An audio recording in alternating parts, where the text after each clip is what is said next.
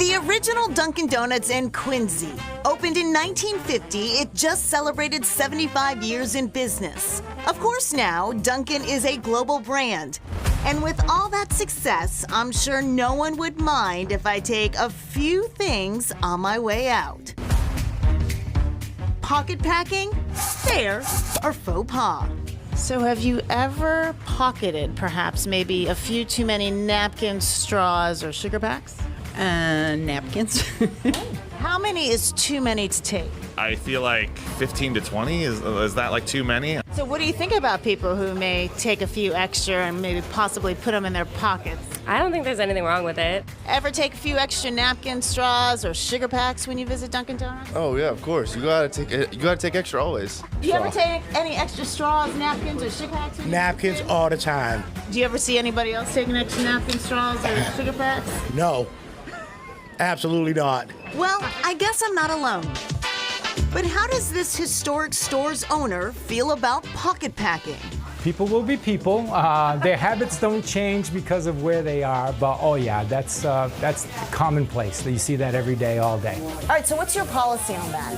We don't really have a policy. It's pretty much, what the guest wants to make their day and to accompany their coffee. So if they need that sugar, they should take that sugar. All right, but you're paying for it.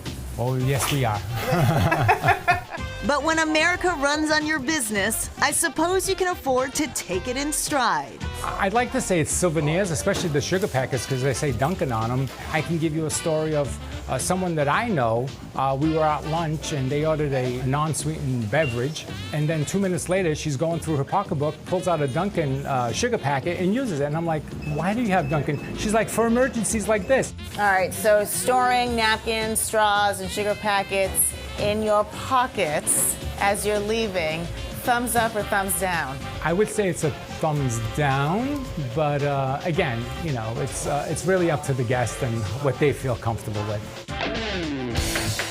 But for our final ruling, we go to our fair or faux pas judge. I will watch Chronicle every day of the week.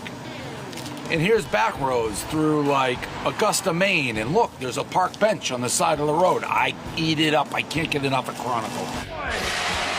You may or may not be a fan of Dave Portnoy, but the Swampscott native and founder of Barstool Sports is one of the most opinionated New Englanders out there and an avid Chronicle viewer. The 7:30 time comes around, just kind of forget everything. You know what? There's so much crap in the world and so much hate and so much, angst. Chronicle's never that. It's always just like kind of easy, feel-good stories. So it's a relaxing thing to do to take your mind off the world. Still, is Dave Portnoy the best person to weigh in on etiquette? I have spectacular manners. I have great manners.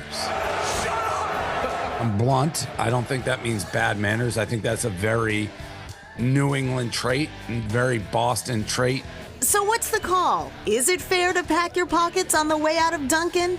I'd say yes, if you're using it for future Dunkins. If you're like, well, I have a future coffee that I don't want to forget the stuff. If you're using it as household supplies, I would say that's over the line.